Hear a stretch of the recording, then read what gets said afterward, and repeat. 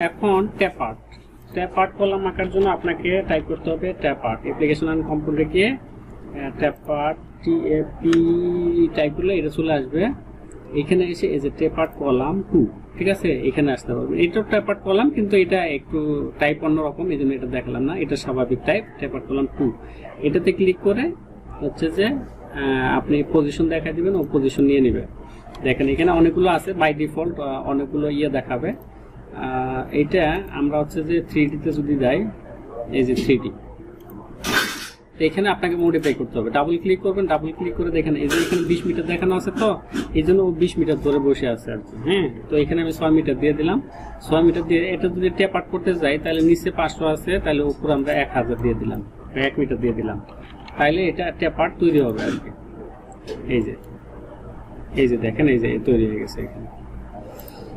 তো এটা গেল। এটার ডাবল ক্লিক করার পরে আপনি সাইজ চেঞ্জ করে দিতে পারবেন।